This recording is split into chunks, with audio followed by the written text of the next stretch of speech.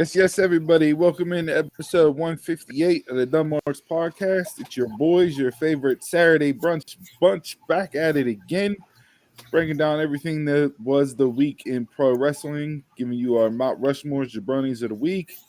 Got a little special pay-per-view prediction edition on the show today with Bound for Glory, hence the title of the show. Gentlemen, how we living? How we feeling? Shitty. Tired. Shitty. I see that. I feel the animosity coming through the screen right now. What's going on down there, Chris? It was a week. That it was. Before we get into anything, I'm going to personally apologize to my co-host on this show. Okay, accountability, right? All those mean specifics. You don't know. Okay. I got accountability. But no, Put the spotlight on you, Jason. No. I fumbled the ball big time this week. If this was, Penn State, Ohio State, first play of the game, I fumbled, defense picked up, scored, I'd be on the bench the rest of the game. So I definitely fumbled with not realizing it was my week for certain segments of the show. I did not get out the materials that I needed to get out for said week. So I just wanted to come on here and personally apologize for letting my co-host down. I got to be accountable and take the blame whenever stuff's my fault. And this week's definitely on me. So I do apologize for that. It's just setting up. It's just setting up Dunmarks War Games. That's all it's setting up. We're definitely booking the War Games edition of the show for sure. Have that will lead me to bring in my special reinforcer, and he's in the comments already. Taquan out there. Look at. Wait. What? Whoa. Nah, see, we can't put that. I'm happy with the birthday that you're having right now, Taquan. That sounds like a hell of a birthday. Yeah. Blow out the candles. Just be careful, because if you're in that position, you got to make sure you blow the flames out in the correct direction, or it could be bad news. So make sure you blow them out properly. But hey, happy birthday. And that's a question, because I don't even know. What's that pay-per-view that Vince like? Great Balls of Fire? You blow them candles out the wrong way. We living that in real life. So yeah, but I know. I just wanted to come on and apologize for my my lack of professionalism towards this professional wrestling podcast this week. So I do apologize for that. Okay. Have that Pierce all the showdown. That little face off. With that being said, I'm not putting myself on Jabroni of the week, so we're not going that far. I'll give you an apology, but I'm not making myself Jabroni of the week. The rest of us will. Yeah, I figured. Chris was a little hot in the group text messages. I'm like, man, I'm feeling some spiciness reading these messages from Chris. And then he gets on the show today that got the glasses on, hat backwards, and he was just like, yeah, whatever. Okay. We're good. I need alcohol right now. That's what I need. That's what should be in here. He said the group text was stern. No punctuation, no nothing. Speaking of alcohol, I drank about a half a bottle of Screwball whiskey last night. So I'm and needless to say, I woke up with no hangover, which was amazing. So yeah, it was definitely a week. Sure. Like, came home and immediately went to the Four Fingers. Taquan, not those Four Fingers. We might just found our clip of the week. There you go. All right. What's up? What do we got? We got a good show today. We got a good show. Bound for Glory. We'll get into everything, breaking down Impact Wrestling's biggest show of the year. Very, very good card laid out on paper. I think the pay-per-view will deliver overall. But since we started off with my accountability and being a mush, Donald, you got a Jabroni of the week that's outside of pro wrestling. So what do we got this week? Yes, my Jabroni of the week are video game developers that have to install video games that are 100 gig or more. Like I don't have that time to be waiting to install stuff. It was like that the Spider-Man game came out yesterday. I had to wait an hour. Nah, give me the damn game. I want to play it right now. I don't want to sit down, converse with the family, eat lunch, eat dinner. No, I'm a gamer. Put the shit in. Let's go. I was just there, just waiting. Now, did you play while it's still downloading, or did you wait till the whole thing finished? No, I wait till the whole thing finished because you don't get Same the full here. game like that. Yeah, you don't get the full game because they stop you at a certain point because it's not all downloaded. So Are yeah, you really going to be to that point though already? yes. Okay. Man, I've never done that, so I don't know. Mm-hmm. I seen the bar load. I seen like the loading bar going. I just wrapped up in the cover. I'm like going to the nap. Ain't no way. I put So I put typical that Friday thing in, for you. Pretty much. And when the minutes came up, oh man, I put that disc in. They said 98.6 gig. I was like, oh, the screen's about to get worked. it was like you need 129 gig to 129 gigs for space, Download it. and it was like you might need more. And I had like 46 left. I'm sitting there going through trying to delete stuff. Nah, Hope you got that external hard drive. that's a bit too damn much. Man, I was like, come on. But I understand why, because the game is like, really, really big game with the graphical detail and all the stuff that you can do. But nah, like I need that PS2, put the game in, let's start playing right now. Yeah, it makes them days of those discs spinning and waiting for the PlayStation logo to pop up way better, right? Like I would go back to that in a heartbeat. Yes, But you don't get the loading time. that's the one thing. Limit on games. But I want to play now. Yeah, Don, I'm actually glad you brought this up. So this week, we saw some news that like Best Buy is getting rid of DVDs, but then it was also announced that Walmart's going to get rid of physical copies of games next year too. So it's like they're just going to send people like just doing digital games. I mean, do you see more of that coming or? Oh yeah, the way that they're going, especially Microsoft is the headliner of that. It would be straight digital, so it is going to come. It is coming. It just means I'll order off Amazon to get my physical games if I have to. So if we get to that, I mean, I don't know. I still see, even though it's failed, like Netflix has done it and Google's done it and Amazon's done it and it hasn't like taken off yet. I still kind of see like the future of gaming being just like streaming at some point. If that's the way this is all going to go. Yeah, it'll be streaming if and there'll be downloads. It'll be like that. It'll be like how Game Pass is right now. yeah. But if I'm paying the stream like you're paying for Game Pass right now, right? Then I'm not paying additionally to buy games. Yeah. Like if you're charging me monthly subscription, I want You want the games. I want That's I right want to there. go in and just play what I want to play. It's going to charge you for new So- release titles. Yeah, this is not. Yeah. You're not having me play Roblox 7 because I got to pay for Madden 28. Like, nah. I wear glasses. I wear glasses every week. Every week. It's in third grade.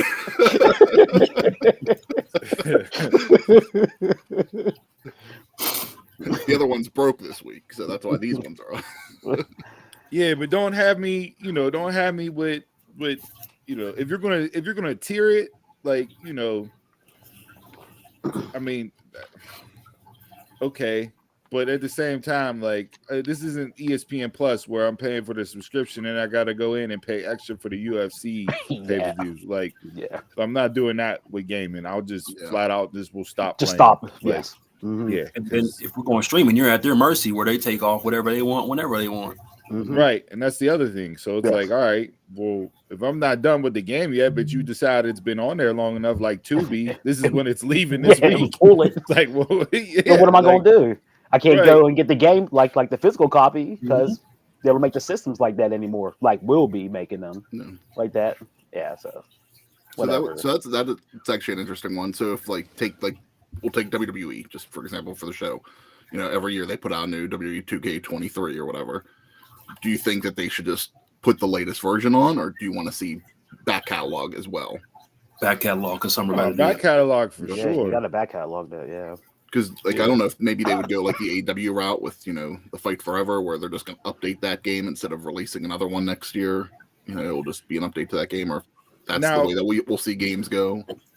Now, I wouldn't mind the back catalog if you're going to do it similar to, like, say, like how Disney Plus from time to time, they'll make available like the specials, like the originals. Like for a certain time, you can watch the original Pinocchio, but it's not there all the time, right? Mhm. Like the original Bambi, you can go. Mhm. You know what I mean? Goes back in the vault.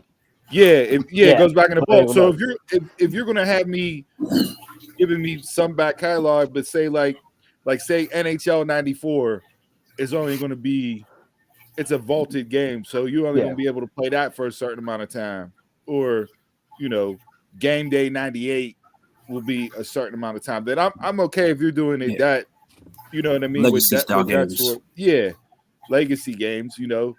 Like if you're giving me the newest Super Mario Brothers, even though this is a bad example because it's Nintendo, but you know what I mean? Like, all right, if you're gonna put the original 1, 2, and 3 up, okay, and you want to pull them after a certain period of time because they're special, They're etc., special, then yeah. I'm okay with that. Yeah.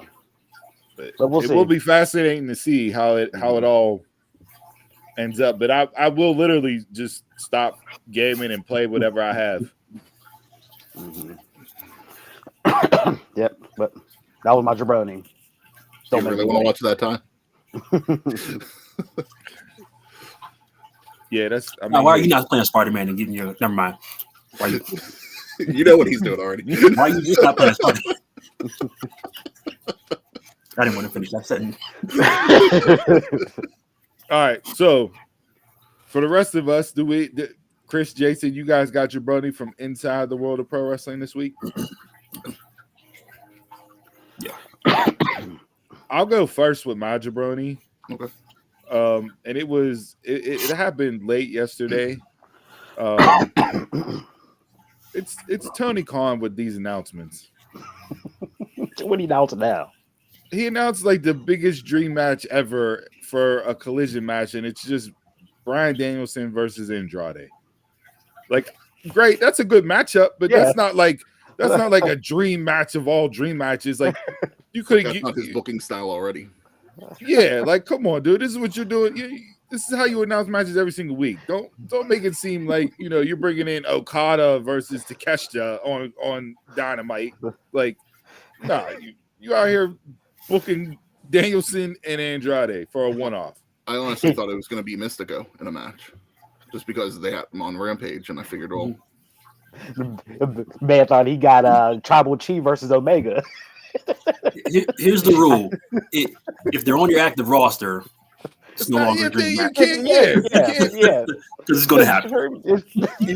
I mean, WWE builds shit up as first time ever, not a dream match, Which is fine. Then do it that way. Yeah. Or the greatest wrestling match ever. Well, that's bad. Don't They're not say first that. time wrestling each other. But yeah, man, like just stop. And then like it just bled into, because originally I had Dynamite as my jabroni of the week, not for the wrestling on Dynamite. The matches on Dynamite were great. I enjoyed all the matches, including the Diamond Ring Battle Royale, even though I knew the outcome of that, just based on the story that they've been telling. Yeah. But I enjoyed all the in-ring action from Dynamite. The rest of the show, though, nah, it's terrible. It was terrible placement of segments. It was bad timing. It was cutting stuff short, running long. Just everything about Dynamite on Wednesday, besides the in-ring action, was just not for me. Like, if the wrestling wasn't as good as it was, and I'm surprised because whenever I saw the card for Dynamite, I'm like, well, no wonder why he's getting his ass kicked by NXT. Look at this lineup he's putting out there. This is like, besides Omega and Fletcher, I'm like, I don't care about the rest of this show. Like, but I was very impressed with all in-ring action this week on Dynamite. Yeah. And the ratings, quote unquote, showed forth based on what the numbers they brought in. Back to normal. But everything else on the show, just not done to the level that you needed to be done to continue to grab people and have people return on a regular basis. This was probably the first Adam Cole segment that I haven't enjoyed, and I'm glad that, you know, spoiler alert if you didn't watch it, you know, he finally left Roddy's house. And it's just like, you know, this should have happened 2 weeks ago. You know, What, instead of because of dragging this out for a few weeks. What? Because you didn't cut the crust off the PB and J set? Ed, the placement for Edge's sit down with Renee sucked all the energy out of the show the first hour. Like, I get it. It's like the third thing.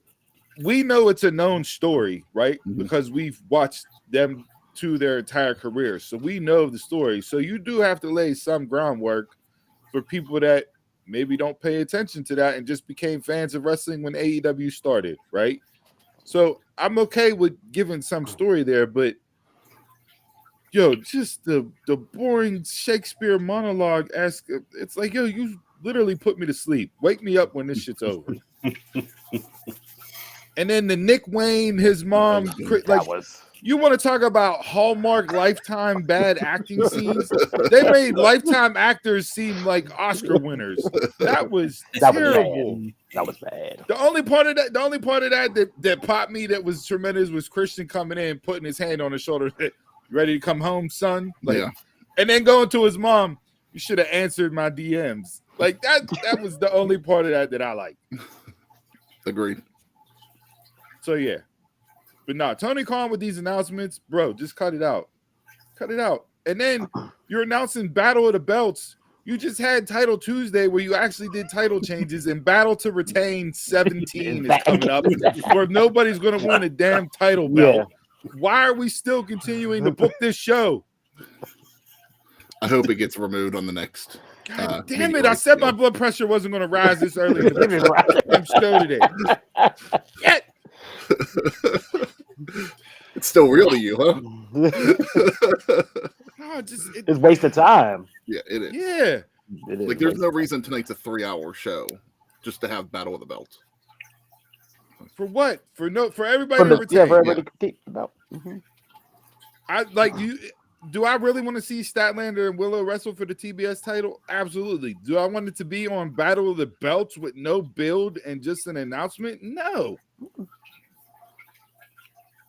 For And they what? At least if they would have done Battle of the Belts last week, you know, you could have justified, hey, we did Title Tuesday, we're doing Battle of the Belts, it's a title week. Instead of just doing Title Tuesday last week and then Just bring take in the damn Belts. title for the show and move it over to the matchup with NXT. And you want to hype up the shows like they were doing and going head to head, then take the Battle of the Belts, put it on there. Hey, this is a special Battle of the Belts Title Tuesday.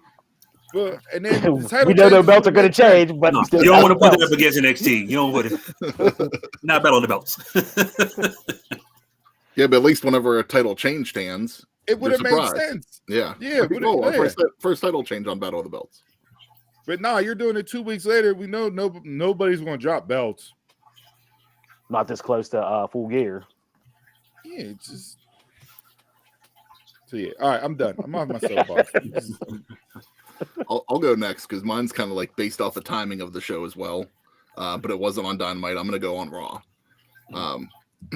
Raw this week, you know, I'm going to beat a dead horse here, but as we're going into media rights deals, Raw this week showed me why it needs to go back to 2 hours instead of signing it back up for 3. They announced the main event was going to be up next at like 10:20 something. Over 20 minutes later, the main event actually finally starts. It was entrance, commercial break, entrance filler, commercial break, finish entrance, then match started. Like, you you got gotta a be fucking bloodline recap in between there. like, do we really need filler on 3 hours of Raw? Like, Yeah, they stretched that out. That was one of the more egregious ones that they've done. They normally do that going into the main event anyways, but this week it felt like they like played that out extra yeah, long. they made a meal out of it this week. Yeah, I was just watching that kind of like, I actually got excited for the main event because I was like, wow, they're actually going to give this time.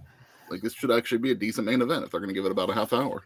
Taekwon, I'm not standing for this blasphemy on the show today. Okay, we're not doing this. It's Bound for Glory Day. All right, you can hang on when we get to Bound for Glory. If you want to drop off, you got your Luigi Primo reference in, blah blah. Okay, Blah, blah. but we're not doing this hate whenever we start talking about Bound for Glory. Steve acting like we can afford to lose viewers here. Where the hell's Pro at? I need him on this. I thought he would be here today for Impact Day. Pro's not even showing up. But yeah, that time the timing. Yo, my issue with that is, right, depending on what you've done throughout the thread of the show to set up the main event, if it's not good enough, I got Monday Night Football going on third, fourth quarter at that time. Like, if you're going to drag out 30 minutes of your show, I'm not even going to watch the main event, which happened this week. I didn't watch the main event. What has WWE's done this in the past, where they've kind of flipped the script and done like the show in reverse of giving you the main event first, and then kind of tapering off, for those people that do that, during this time of year. It's like maybe that's the way they need to go back to. Or maybe invert it a little bit, like give you something to keep you, if it tapers off a little bit in the middle, but then pick it back up at the end or something. It's football season. I read about the title change the next day because I didn't go back to the show. Yep. Same here. Speaking of media rights deals, do you find it curious that maybe not so much with WWE yet, because they were going through the sale and the purchase. We already knew Fox wasn't going to re-up SmackDown. We just assumed that they're going to put it on USA. But I'm curious that the only company announcing TV rights deals is the NWA. They signed a deal with the CW. They didn't even officially announce it yet, did they? No. Corgan himself didn't officially come out, but this week, after we talked about it last week, the top 20, but couldn't say what top 20. Yeah. It broke. Spoiler alert, people do listen to the show because we talked about it, and then on Monday the news broke. Oh, he signed with CW. You're welcome. I wonder where that show is going to be in between Vampire Diaries and Dawson's Creek. You got NWA right there. Women of Wrestling, probably. They'll probably pair it together. Gilmore Girls, Kind of like what Kansas Brothers TV does. Hey, Women of Wrestling is getting better numbers than some other promotions. So if you're not watching that show, I suggest you guys tune into that because they put on a good product. And they just restarted a couple weeks ago. So it's like their new season just started if you need a fresh point to get in on. Yeah. I really like what they're doing. Mm-hmm. It's an hour show. It's a quick watch. It reminds me of Lucha Underground as far as like the setup and the formatting of it. You get in, you get out an hour. The wrestling's good. Characters are being developed. You're learning. You're growing with people along the way. Like they do a really good job with what they and how they present the product. Like there's a lot of bits and pieces that the bigger promotions can take from how they run and do a show and how they book people and apply it to them to make their product better on a week in, week out basis. Because it's rare that I watch one episode of that show and go, man, that was why'd I waste an hour? Like normally I'm like, damn, the hour's up already. Mm-hmm. More wrestling shows need to go back to that. And that was the beauty of that Lucha Underground NXT era on Wednesdays. Mm-hmm. It was an hour NXT, an hour Lucha Underground. Both shows hit consistently. Yep. And afterwards, you were like, man, I wish I had more time. But they got you to tune back in next week because of how they did the show. Mm-hmm. In wrestling, sometimes less is more. You want people wanting more in wrestling. It's like all these 2 and 3 hour shows. It's like, no, like. But when you got the ad money that's coming in, like you see why you have the 2-3 hour shows. Yeah. Oh, Nick Khan said it many times. He will make Raw 4 hours if they give him the money for it. He doesn't care about the product. He cares about the money for the show. Oh yeah, he cares about the money. Yeah. So no, that's a worthwhile jabroni with the way they played that out. Taquan not putting that one up either. What is he? Yo, you're on your birthday. Like, what is He chose violence for his birthday. Yeah, man. All right, Jay, what do you got, jabroni, this week? I'm just throwing up the IWC. Just because I'm tired of the hard cam debates. Like you're pulling back the veil. Yeah, that's getting ridiculous. And it's killing it for me. Like I'm tired of the hard cam for AEW and then people trying to find stock footage from 2016 to put on like it's current when you can see John Cena don't wear purple anymore. Like what? Or the people that they take the pictures as they're one of the first ones in the building. The first ones in the I don't mind those ones. Just, you the first one in the building, like it's the whole thing empty. Like you're killing me with the whole. Because like with those, you get the joke. Yeah, that the troll level there is just being a good troll at that point. You know? But yeah, I mean, and here's my thing with the AEW, because it's always AEW that they're pointing out. And we know AEW's numbers as far as live on a weekly basis are down. Although this week they made a late push. We saw what happened with the announcement of Mystico and then dropping ticket prices.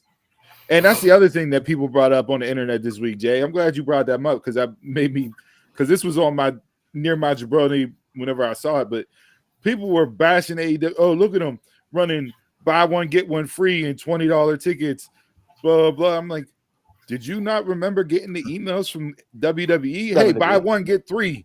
Like, last you year. Not remember those days? Because I clearly remember those days. They weren't that long ago. No. Take advantage of the opportunity. Go. Yeah. Absolutely. Mm-hmm.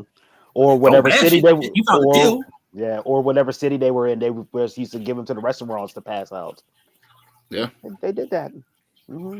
So what I mean, like you guys are just making it out to be like AEW's just a nuclear disaster right now, and they got to drop ticket prices to sell out arenas. But anybody does that. Hell, I remember going to Steeler games back in the day and scalping tickets and waiting until kickoff of the first quarter and then going up to the scalpers.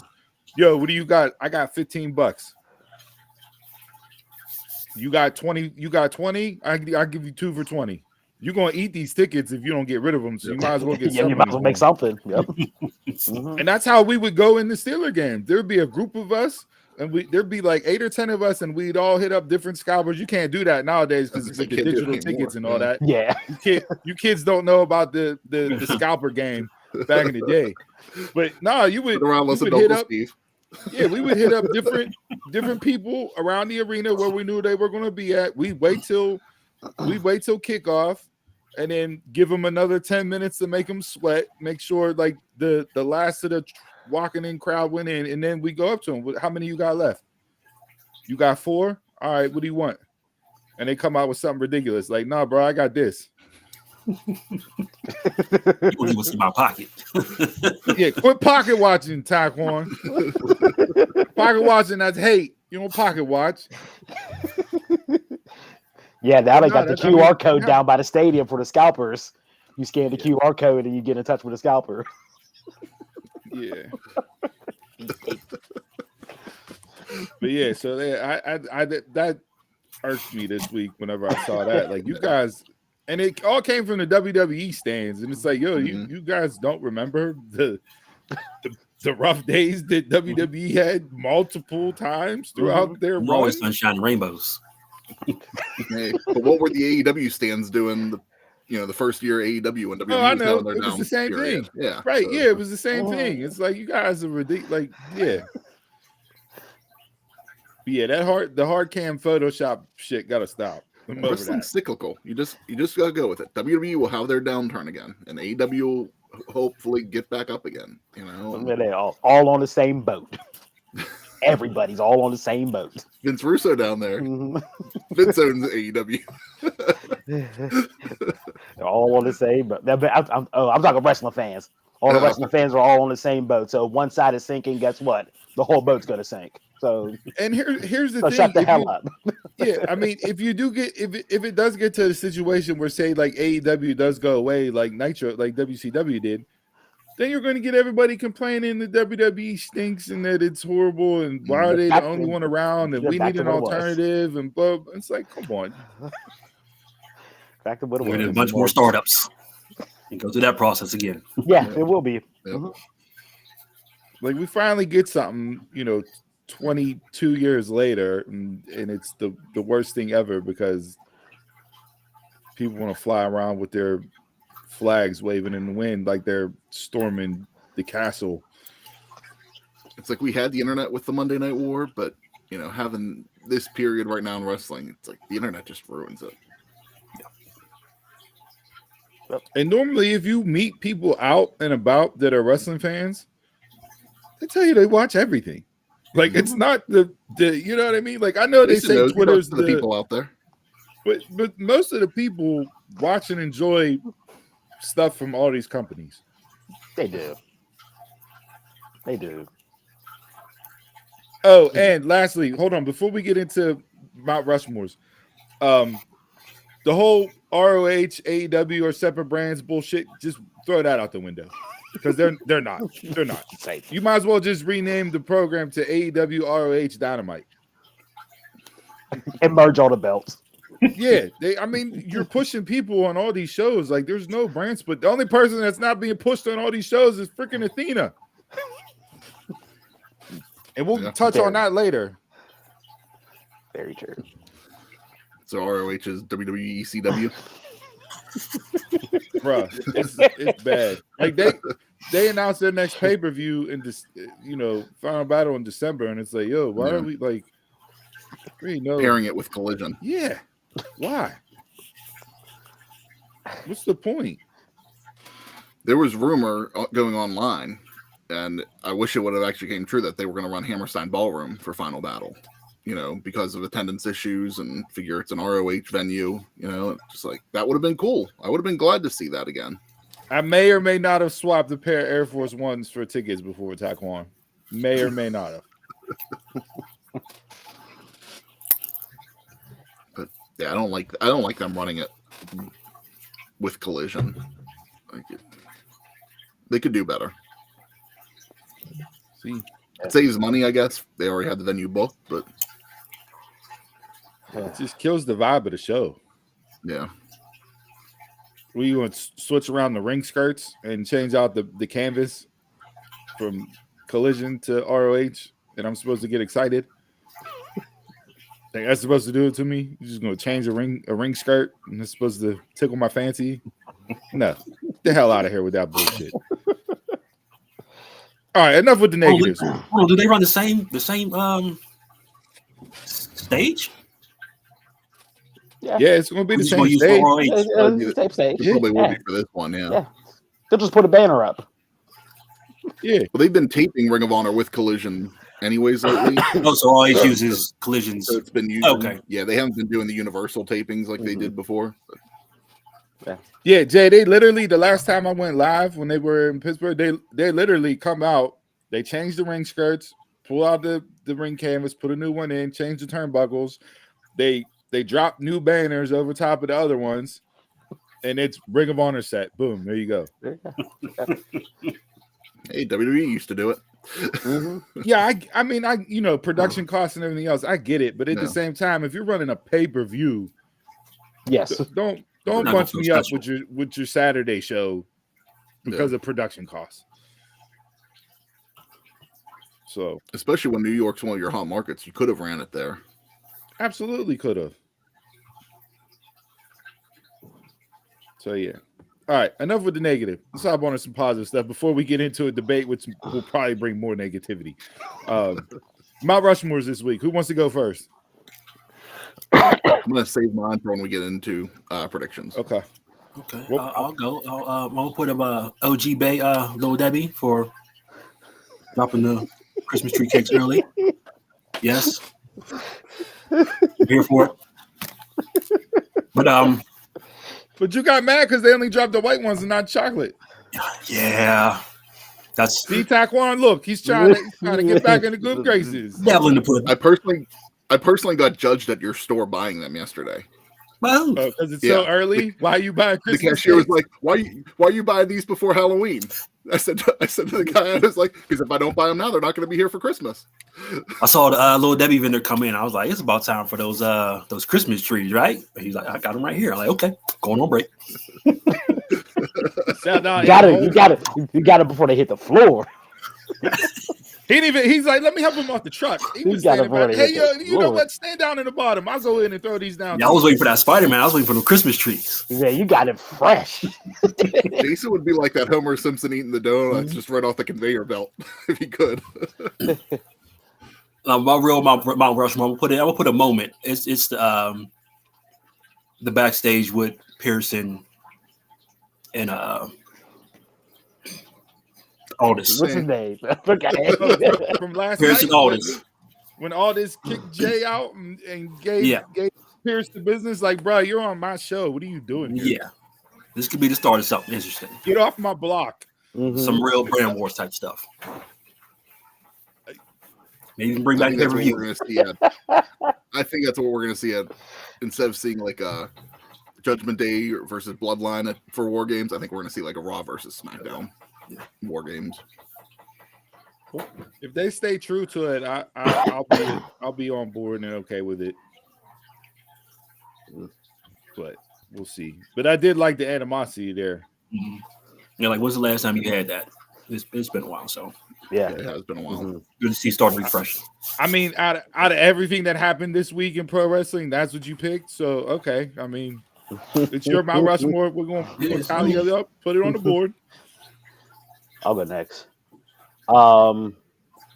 Trick and Mello pulling off the Shawn and Triple H.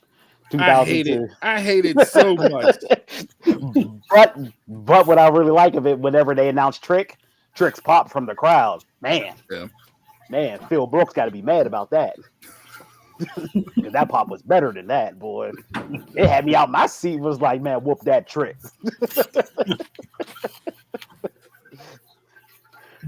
But yeah, As soon as I seen Mello with the black leather and the black, I'm like, this is the barbershop. Hunter. This is I'm like, this is the barbershop. This is we're doing this already. We're getting rid of Trick and Mello. Like that's the last bromance that I don't want to see end right now. And they rushing it. Yeah. It's been a while. It's been. I mean, it has been. They have been teasing it and that, but I feel like we're just coming to a quick Get the milk culmination more out of it. Yeah. Yeah, like if you're going to keep Trick out for like 2-3 weeks and then have some anonymous, as they show anonymous footage of it being Mello taking Trick out. If they do it the All same exact way too, was like, yeah, we enhanced the video on it, like what Sean did with Hunter. It was you. Do you think this is finally, after this is done, maybe why they're rushing it is because Mello's going to get the call up in 2024? I mean, you got to. To me, this is his swan song, and what better way to end it than putting your boy over in the feud. You know, you do the honors, you go up to the main roster, debut at the Royal Rumble, and then you're off and running. Like I would, if they take that route with Mello, then I'm fine with them doing that and have him start off 2024 that way.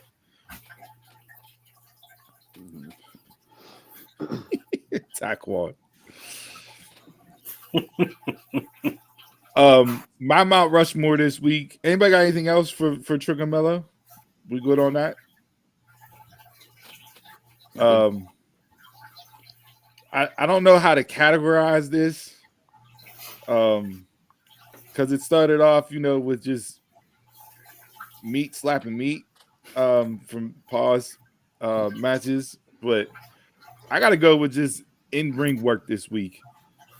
In general, there's several matches this week that were just really good pro wrestling matches from across the board with different companies on different shows. And it started with Joe and Willie Mack last week. Those two went out there, did their thing. I'm glad Willie Mack is getting some shine on a big stage because he's a true talent that a lot of people may not know about. You had Omega and Fletcher. I thought that was going to be the match of the night. on Dynamite to begin with, the match of the week. Then you had, I really enjoyed Sheeta and Emmy. You know, it just overall in ring wise this week, really good matches across the board. So kudos to everybody that showed up this week. Really enjoyed the bell to bell product of the matches this week from that standpoint. But Omega, Fletcher, Joe, Mac, those were probably my two standouts from the week that I enjoyed the most. I really liked Bryan Danielson, Christian Cage on Collision as well last week. That they had a good match. They gave that time. I'm gonna throw in Gunther and Bronson. I was gonna say Gunther and Bronson was the other one for Meat slapping Meat because those boys went out there. I knew that was going to be just absolute physicality from the jump. Yeah. So, and just as a testament of Gunther. Bronson's chest and arm, yeah, that was ridiculous. But when does Gunther not have a good match? Like, Yep. I'll steal the Brawling Brutes tagline. He just has banger after banger after banger. I mean, between him slapping Bronson around like that, and then the way Penta was lighting up Jay White in the opening match with some of them, they had like a crowd only sound effect for Penta and Jay, where it was just like from inside the arena, and the sheer volume of noise that came off of those slaps. It's like, how is Jay White even standing right now? Yeah. Because those were some of the hardest chops I've heard outside of Gunther. Like, it was ridiculous. But that was another match that absolutely, tore the house down for 20 minutes to start off the show.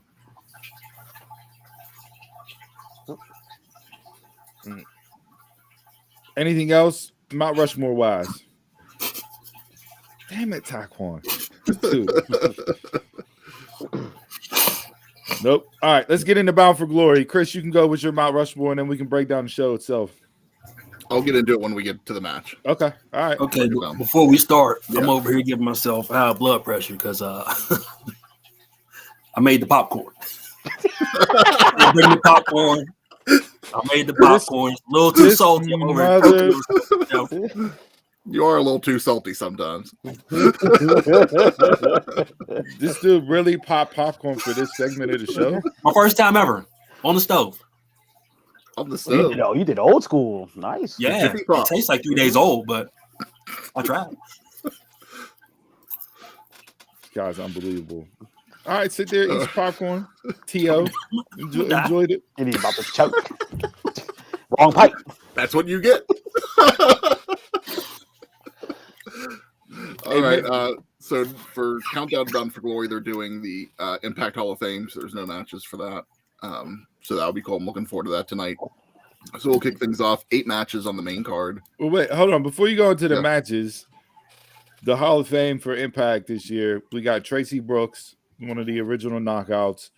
And then you have Mike Tenay and Don West going in for their commentary and work that they've done in the early TNA Impact days of the show itself. I really miss listening to Mike Tenay call a wrestling match. Yeah. Like, I know Donald probably jumped for joy. I thought he was going to put Wardlow on his Mount Rushmore for shoving Shivani down to the ground. Or Chris. That was terrible. Yeah. But, no, he almost was my jabroni of the week this week. He almost was. But no, I need to hear Mike Tenay call another match. I'm hoping he calls the main event tonight. I would love it if he actually shows up. It would pop. Like, I would pop huge if he actually shows up and calls a match tonight. Like, that would be icing on the cake because he's often forgotten about when you talk about the greats as far as announcers calling pro wrestling. The Professor Mike Tenay was tremendous. WCW and TNA. Yeah. Enthusiasm, knowledge, ability to tell a story. Like, he is one of those guys when you're talking announcers, and I feel a lot of people leave him off their list. And Don West, was a great counter to him. Like, that pairing worked tremendously, especially when West went heel. Like, that was great. So So yeah, no, kudos to them, well deserved across the board. So yeah, that'll be a good way to get the show off to a good start there. Mike today taught me about Lucha Libre, WCW days. That was before I tape traded or did anything like that. You know, that's where I learned. Like whenever he would call the cruiserweight matches and tell you, Yep. you know, Rey Mysterio from AAA or CMLL, wherever he was from, you know, back in those days, and gave you their backstory and everything with that. Yeah. So kudos to them. All right, let's get into it. Let's get this card broken down. All right, we'll kick things off with the 20-person Call Your Shot Gauntlet. So Jake Something's number is going to be number 1, and Dirty Dango's number 20. 15 people announced, 5 spots still open.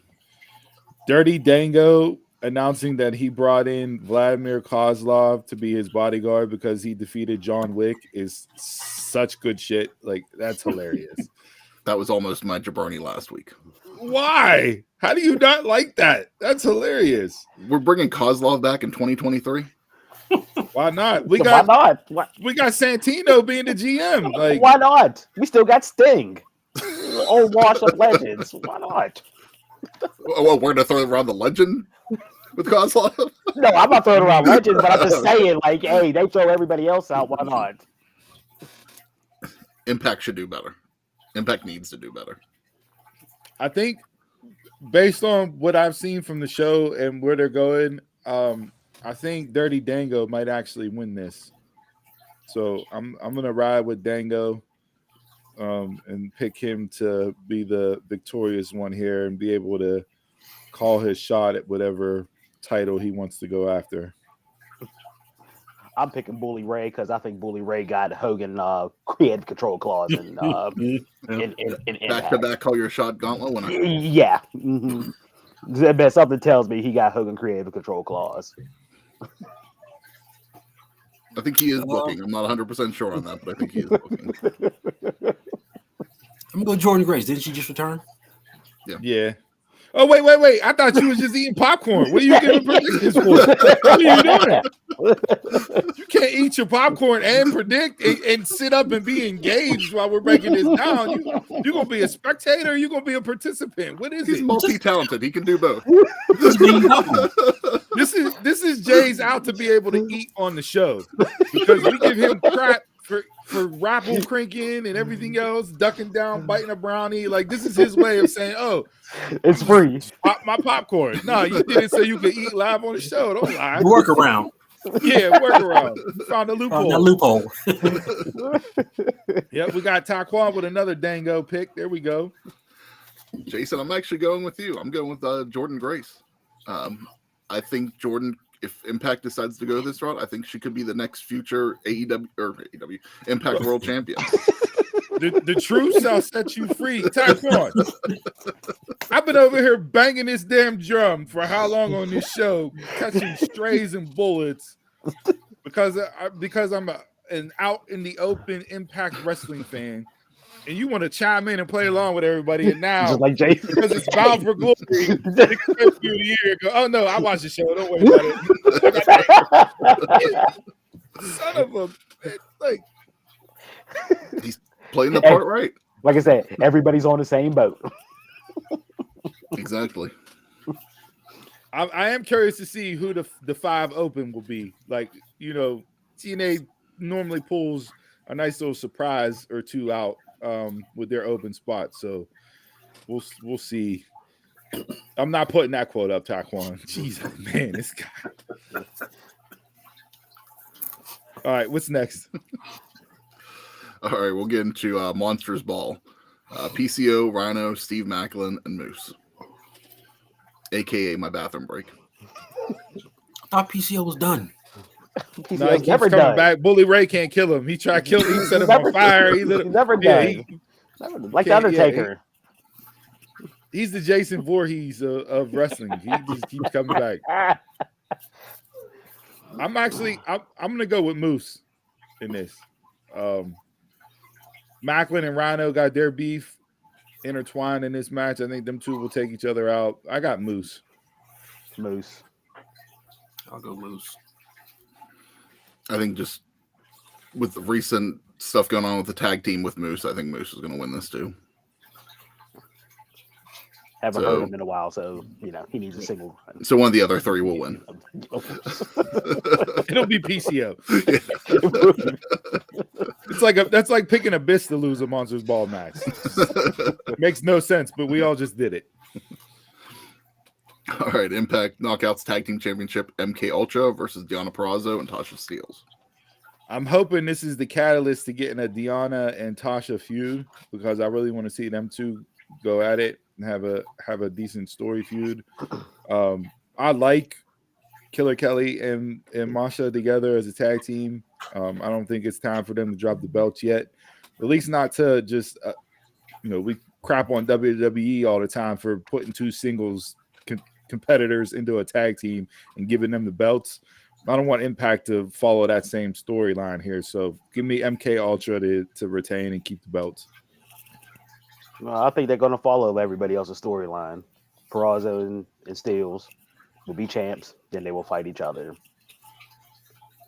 It's in every promotion right now. Give me Kelly and Marsha Slammers just because I'm enjoying Kelly on my timeline.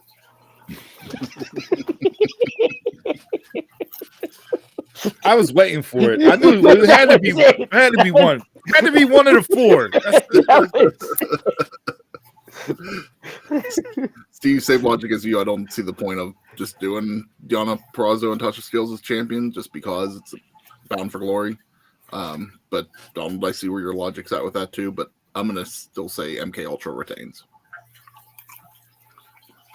Next, we'll head into the Impact World Tag Team Championship. Champs the Rascals versus ABC. This is on my short list for match of the night. I think these four dudes are going to have a hell of a tag team match. I thoroughly enjoy both tag teams. The Rascals, they've been good for how long they've been together. I enjoy the different presentation of the Rascals this go round. It's not just the up in the treehouse Rascals looking for RVD. Got a different spice to them, so to speak. And then Austin and Bay, ABC Club, like those two work so well together. They're so creative when it comes in the ring. This match, there'll be something in this match that just makes you go, holy shit, based on the creativity of these four guys. But I got ABC in this one. ABC. Same want to go around. ABC's cashing in their Feast or Fire briefcase here for this match, so I think this is their moment. But definitely, I agree. On the short list to have match of the night contender right here. Taekwondo, not putting that one up either. Feast or Fire, who got fired? What was his name, Steve? Joya, the other. Joe Hendry, and what was the other guy's name? Yeah, it was the guy that was over here for his excursion. Yeah, from New Japan. I don't know why I'm blanking right now. Yeah, I'm blanking too, but he wasn't over here long. Up next, we got Will Ospreay versus Mike Bailey. Another so match that's be a match from what earlier in the year, multiverse or whatever. Yeah, it was supposed to be on the first multiverse madness between Impact and New Japan, but I believe Ospreay was hurt at the time. Yeah, so he wasn't able to wrestle. This is another one that obviously shortlist for match of the night with these two. If you're not familiar with Mike Bailey, definitely watch his match. He's like on the short list of the top talents that is like this new generation of pro wrestler. And he doesn't look like much when you first look at him, but he gets in the ring and is flat out amazing as far as what he does. And Ospreay is Ospreay. To me, Ospreay is on the short list for Wrestler of the Year. And I know he won't get the votes for it, but you look at his resume this year, and I will put it up against anybody in any company as far as Wrestler of the Year, hands down. With the matches, the people he's defeated, the feuds he's had, what he's done in ring, he has been on fire literally all year long, and I don't expect it to stop here. I got Ospreay for the win. Ospreay is my number one wrestler of the year so far, and right after him is Dominic Mysterio. But in this match, I'm thinking Ospreay's going to do the job for Mike Bailey. since it's Bound for Glory. Hey, Oh wow, you got a New Wow. Japan. Well, I mean, typically Impact squashes New Japan in these matchups, which I don't know why you want to have a partnership where nobody from New Japan wins, but you got Mike with it. Okay. Mhm. Hey, listen, Interesting. Speedball wins. That's a huge feather in his cap for this year. It is, yeah. Like why not? so, but definitely this is a can't miss match on this card.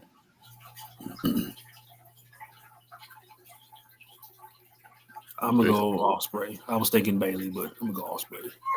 I don't see it. Okay. I thought you would have just picked Bailey for the other Bailey, and that's how you would tie That's WWE tied and in. Impact. Yeah. What, Uncle Ruckus, no relation? Mike Bailey, no relation? By Mount Rushmore this week, Will Ospreay versus Zack Sabre Jr. from Royal Quest 3 last Saturday. Incredible match. But did I expect anything less from those two in the main event spot? That I know when we match of the year, like when we're coming up the end of the year when we do our Mount Rushmores for the year, I don't want to live in recency bias as far as like putting it just up there clear cut, but that one's going to be hard to keep off the list because they absolutely crushed it. I could see the contender for it. For sure. So yeah. And what you guys said, Will Ospreay has had that hell of a year so far, and Will Ospreay this week came out and said that Impact's on his list after his contract's up with New Japan in 2024. So if Impact's really trying to get him, I think Ospreay's going over in this match. Donald, I like your thought. Definitely would make things interesting and put Mike Bailey on the map a little bit more, but I think Ospreay's got this one. It's hard to go against him right now with the year he's had. Next, we'll head into the X Division Championship. Sabin versus Kenta. Another match that can be match of the night. Like the card is stacked. Like if everybody hits on these matchups, you never really know until they get in there. Like, should Ospreay and Bailey be a slap? Absolutely, but you never really know. The chemistry may be off. It may not work. I expect this one to be a complete show stealer with these two. Kenta is one of my favorites, regardless of promotion. And Sabin has been consistent damn near his entire career. So this is where the Impact New Japan thing comes in, Donald, where Impact always wins. But I would like to see Kenta go over here. Not sure that they would do that based on it being for the X Division title. Probably have Sabin retained, but I would like to see Kenta here and get a little run and Impact himself. Yeah, I'm the same with you. I want to see Kenta win, but I highly doubt it. Sabin to retain. Give me Kenta. I'm going to go with that too. Give me Kenta.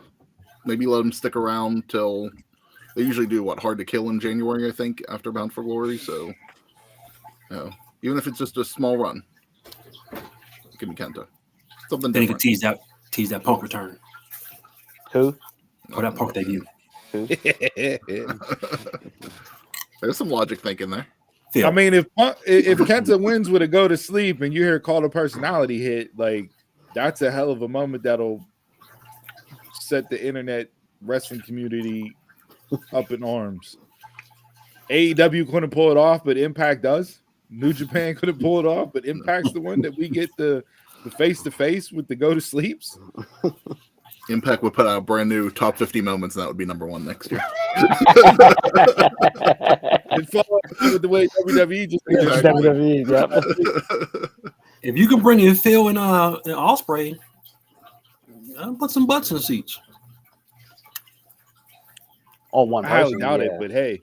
On one person. Yeah, people made the stretch. Did you see the stretch that people did with CM Punk's Instagram post with the tape and the blood on the tape? So he did a shot of like his forearm down, and it was like all bloodied up with the X on it, on his wrist, on his top of his hand, and somebody did like the overlay of the blood that was on the arm, and it had the letters BFG I'm like, come on, that's where we're going.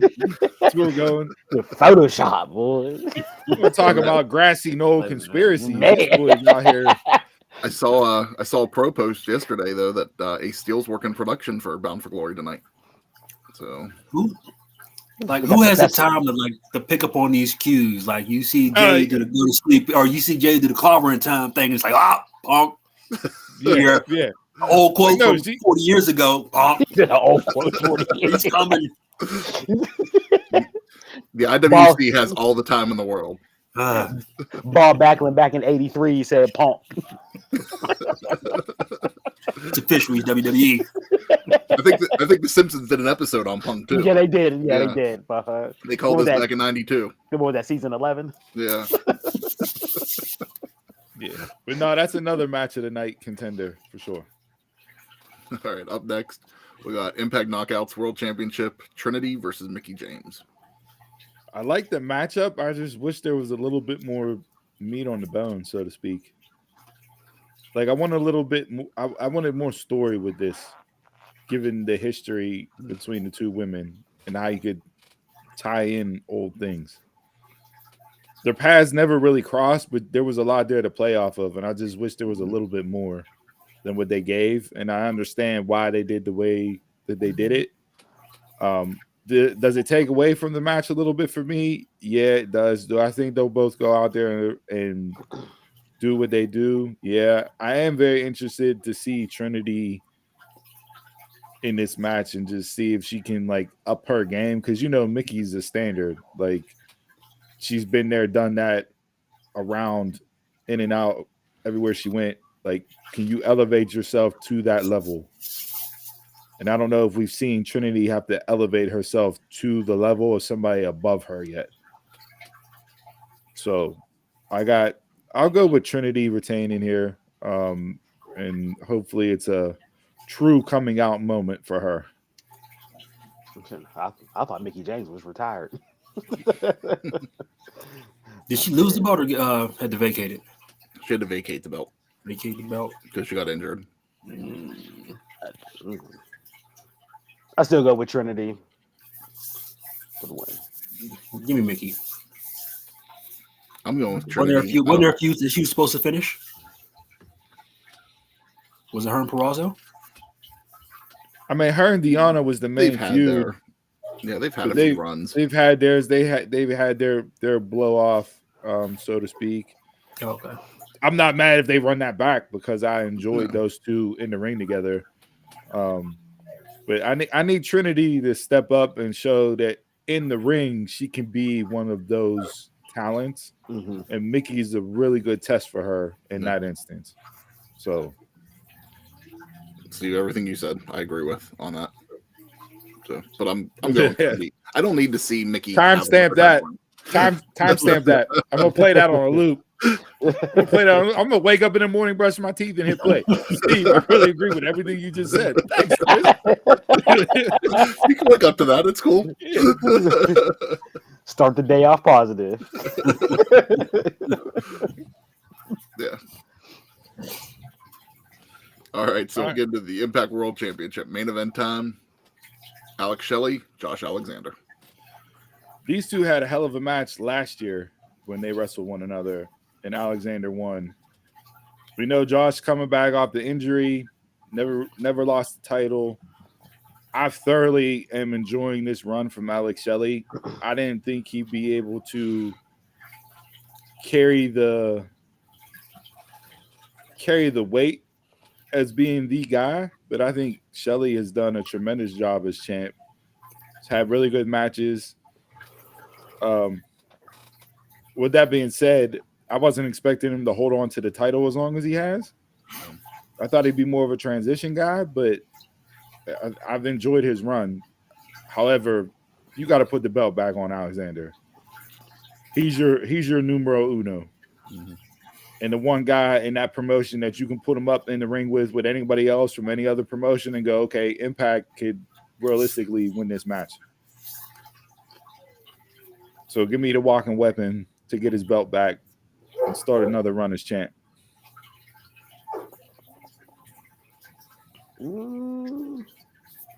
Alexander should get the belt back, but I'm going with Shelley to retain. I want to see Alexander do his chase again for the belt. Didn't they both drop the belt around the same time? Him and Mickey? They're both right in the wrongs. I'm gonna go with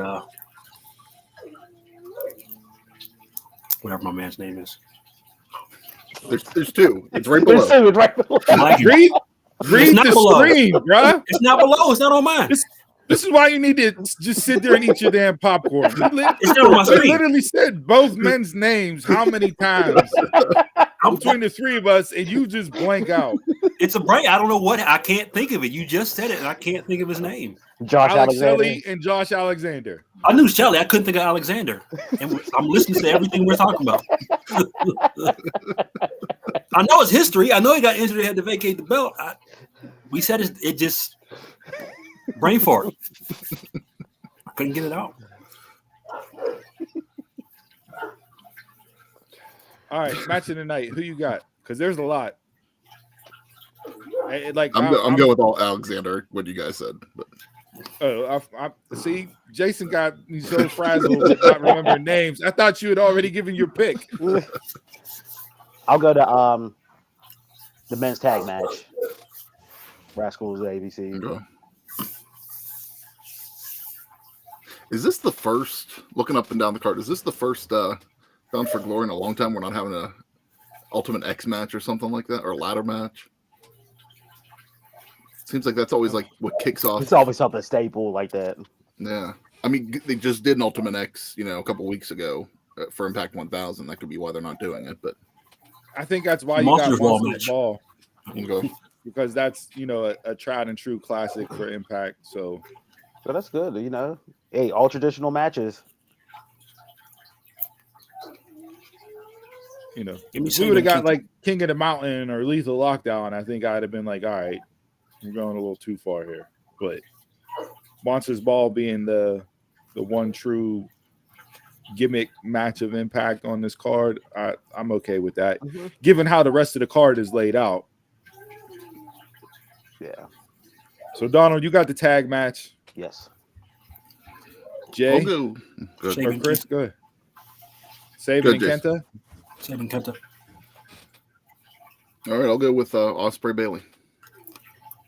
Yeah, I had Osprey Bailey bookmark and check this match of the night as soon as it was announced for this card, and that was before the rest of the card was laid out. Even so, I feel like you're going to see 4 to 5 matches tonight that, if you really watch Really and pay hit, attention, that are going to have people talking because of how good they are. So, Impact normally stands up, they deliver. No pun intended. With stand and deliver. So yeah, you ain't got nothing else to do tonight. Tune in to Impact. It's worth your while. Pay-per-view's solid. They don't miss. So, and it's the biggest show of the year for them. So I guarantee you, each one of those towns are going to want to go out there and maximize and put on the best show possible. There's a question there. Do you think What? Bound for Glory is still their biggest event? Because I feel like the past maybe 2 or 3 years, Slammiversary has gotten a little bit more of the rub for Impact to be their biggest show. Like, I feel like they've put a lot more focus on that one than they have Bound for Glory lately. I feel like that trend started back to whenever the Good Brothers, and this is got released, and they brought them in at Slammiversary as like the big free agent signing acquisition, and I think from then on you could start to see a little bit of the shift there. This year, from Slammiversary to now, I feel like Bound for Glory feels more like their biggest show based on the card that they have laid out, plus with the Hall of Fame induction. Mm-hmm. Like the people that they picked this year, it just feels like it's more Bound for Glory. But you can definitely make the argument that Slammiversary is up there for them. It's like the WWE with with WrestleMania and SummerSlam. Mm-hmm. Yeah, like WrestleMania is still WrestleMania. I think Bound for Glory is still Bound for Glory, but some years SummerSlam is a bigger and better show, and Slammiversary is the same way. So week in and week out, Impact, there's hits and misses for me. But this year, between Slammiversary, Impact 1000 and Bound for Glory. It's definitely the most interest I've had lately in Impact. It's been their best run, and maybe not best is probably not Yeah. the right way to categorize it. They've But at least kept interest going in this build up, I felt. there wasn't no lull. Like I didn't feel like, all right, Bound for Glory is coming up. Like let's start booking it. No, they've kept you interested that entire time. I was a little disappointed this week. You know, I felt like they had a chance to shine, and they have a chance to be different than a lot of promotions. You know, the way they run, and I just felt like their go home show just sets the trend with everybody else's go home shows. It was a show, and I'd like to see them. Back in the day, they actually used to hype up the Bound for Glory go home show, and I'd like to see that again. But who does that anymore, really? You know what it is, and this is just based off of how they tape and how they do things. The show after the pay-per-view is the one that gets all the hype, mm-hmm.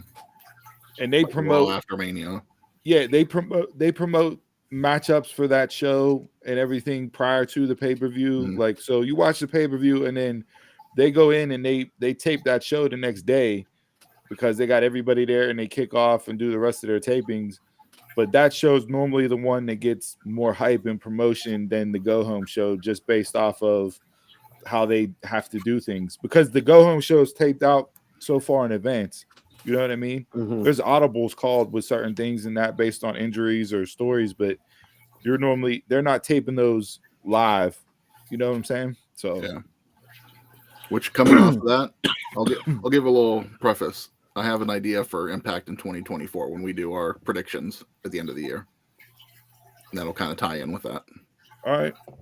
Before we get into the debate, that's the Bound for Glory predictions. Hit us up social media at DunmarksPod. Let us know who you got, what matchups, and your match of the night. Chris, did you come prepared with your homework assignment, or do we have to wait for another week? Oh, Jade Cargill wasn't even in my top 25 things to worry about this week. All right, so tune in next week for Chris's homework assignment. This is going to turn into a gimmick. This is going to turn into a gimmick. I'm out of town this upcoming week, so probably not. Yep, it's definitely a gimmick now. We'll keep teasing that. Maybe we'll get that in 2024. Maybe. All right, we got the. I know the debate. This really wasn't a list of mine per se, but we did get some news break this week as far as an announcement, and we talked about the men, so we might as well get into the women. Hey, don't get down on yourself. There's nothing wrong with bringing in homework. Nothing wrong with stealing somebody else's. Steve says this like somebody said we're doing this list this week. Nobody said we're doing the list this week. We sent it over in the group chat and said, "Hey, this top 10." Didn't say we were doing it. This fucking guy. See, I told you he was spicy in the book. No graphic, no nothing. This fucking guy. I'm just mad about my week because I was gonna throw it up. I got it here. Well, do you want to save it? You want to save it? We're at an hour 15. You want to save it? It's up to you guys. We can do this in this card. It's only 10. Let's do it. Riveting podcasting. Let's do it. All right. Let's do it. Just do it. We'll do the countdown. We got number 10, Jordan Grace. Hold on. Before you run through the list, what are we even talking about? Yeah. Go ahead. Your segment, go ahead. PWI announced the top 10 for Women's Wrestler of the Year. Rhea Ripley, spoiler alert, was at number 1. We're going to run through 10 through 1 and debate just like we did with the men as far as who's there, who's not. So go ahead. With that being said, there you go. Did they release the rest of the list, or did they only do top 10 this week? I only saw a top 10. I only saw what y'all sent over. That was it. But again, I didn't go through to look to see the rest of the list either. I know like individual wrestlers were putting stuff out, like where they ranked. Like Lady Frost was out there. She was at 79, and there was some other people that was putting stuff out that I just follow regularly because of liking their work. But yeah, I didn't go in and actually check to see if the full list was up and out. Out. All right. Number 10, Jordan Grace, Impact. Number 9, Camille, NWA. 8, Willow Nightingale, AEW Ring of Honor, depending on where you put her. 7, Deonna Purrazzo, Impact. 6, Athena, AEW Ring of Honor. Tam Nakano, which I believe was Shimmer. Is that where she was from? Mm-hmm. 4, Jamie Hayter, AEW. 3, Bianca Belair, WWE. 2, I don't know if we'll say Julia. I don't know if that's the correct pronunciation, but I think that she was from Shimmer as well. And then 1, Mommy, Rhea Ripley, WWE. I did have anybody one can argue reason. number 1. No All right, argument. well, hold on. You gotta. What's the criteria? Because this freaking I didn't see what this year's criteria bracket was, of dates, I know their range, much like the men's, is different than what we would typically say as far as wrestler of the year.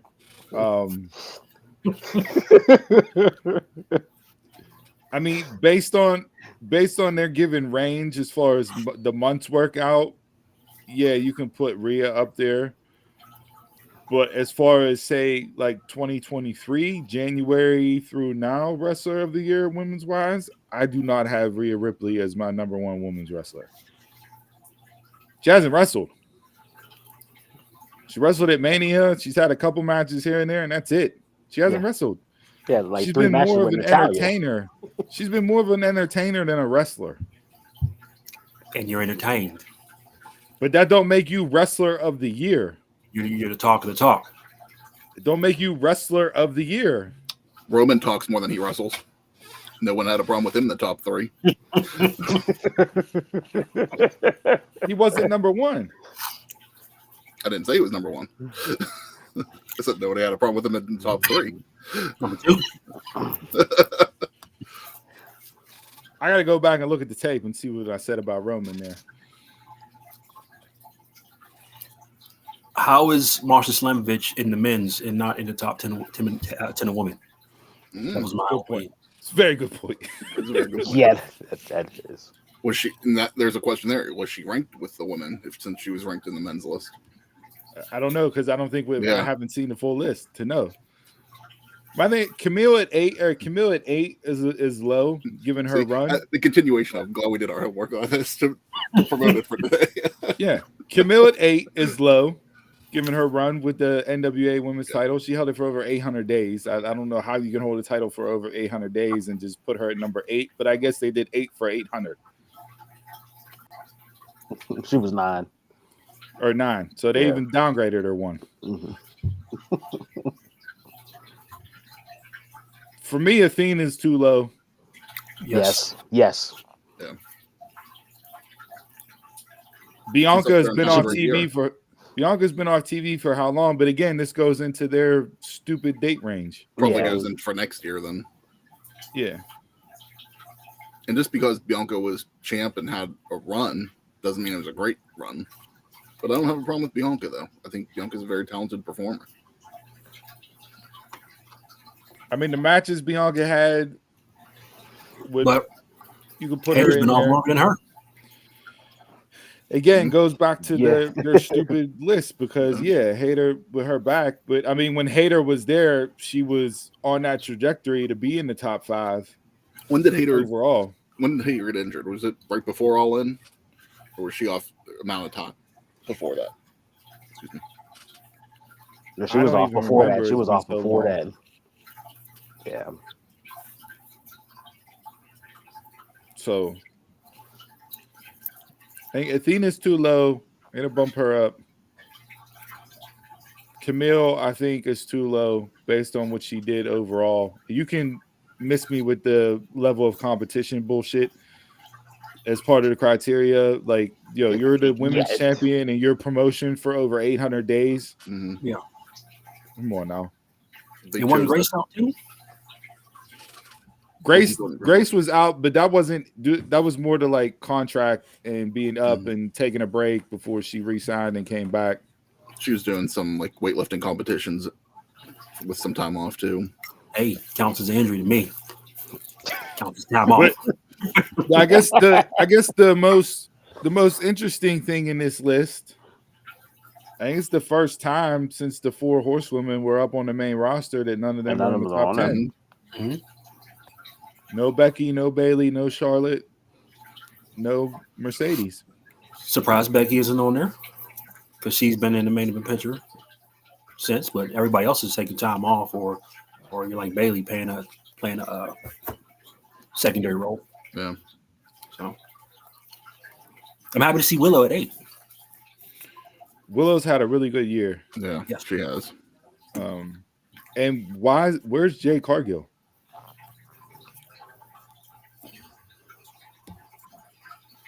You had an undefeated streak. TB Did it last? When did that end? Double or nothing? Statlander beat her at Double or Nothing. Okay, yeah. So majority Yeah, of the probably majority of the year. Criteria wise, she deserves to be up there. and she was a champ. So I'll say So, I'll say the criteria I don't know probably ended July, August. So yeah, it's only a few short months that she wasn't on. Mhm. Majority of the time frame she should have been champ. Yeah, so I mean, I'm not too mad at the top 10, but I do think there are some omissions different, as far as yeah. placement.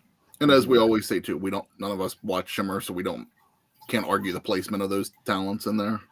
Or No, Stardom, like but- yeah, Stardom. Yeah. You're both Yeah. Stardom, is that? That's not Stardom. the same, right? Yeah, they're both Stardom. Yeah, I think. Tune in next week, Taquan. We'll do the BWI just for you. All right. Anything else? Way to just can we edit that segment out and post and act like it never happened?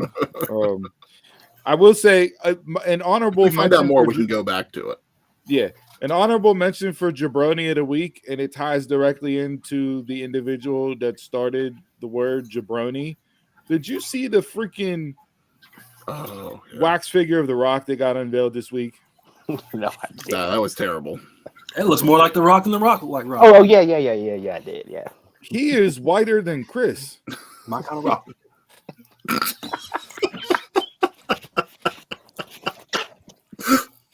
They said that's not Dwayne Johnson, that's Dwight Johnson.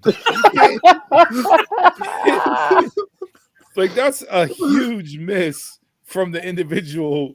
Like some of those You know those wax characters are terrible. Yeah. Was that Madame terrible. Tussauds or was that just some like jabroni wax maker? I don't know, but whatever it was, he forgot to add brown 40 to the paint mix because he showed up. He showed up white as can be. Is it the White Johnson? I lost it. That is hilarious. Is that his next role? White Girls 2? Yeah, White Girls too. Yep. The White Johnson. It's hilarious. But yeah, that was my other runner up for Jabroni of the week. All right. Anything else from the week that was pro wrestling or otherwise before we wrap up the show with some positivity? No, Yes Boys winning by squeaky clean. You know, Squeaky clean. They did a social media post of them two playing the board Guess game. Who? Oh god. Guess Who? And it was man. one of the top 10 man. moments of the week. Man. Again, stuff like that would be gold on TV. Yes. Sometimes they hit better on their social media stuff than they do on the actual TV programming. I know. It's just like, sad, very sad. Well, I think the wrestlers have a little bit more input with the social media stuff, Probably. so they can show themselves more and express themselves more, and it comes off better. Because they have creative input into what's going on. You know, That's why I flipped on Dom. Where I turned over to being a fan because he's hilarious. And all it takes is him and Rhea showing up to the house for holidays was just Yeah, Thanksgiving yeah. last year is what kicked it off. Yeah. Mhm. yeah.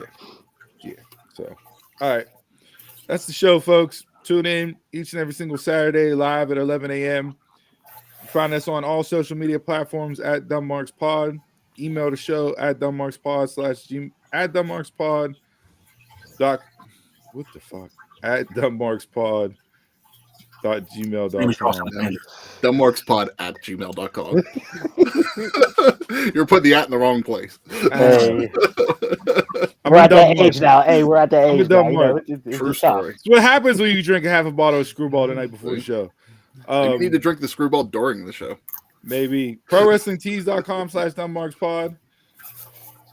Hit us up. Let us know. Tune in to Impact Bound for Glory tonight. I'm telling you, you won't be disappointed. Pay-per-view will live up to the hype. And if not, you can come on here next week and bash me, but I'm going to come on here and Barry Horowitz myself. Pause. And give myself all the credit. Steve says it every week just to get the credit at least one time. Absolutely. So, with that being said, a little positivity. Get yourself ready for Monday.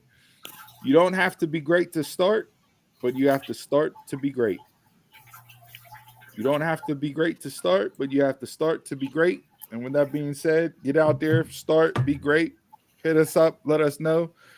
And until next time, I'm a Mark, you're a Mark Telemark. Y'all can catch us around the way. Bye-bye.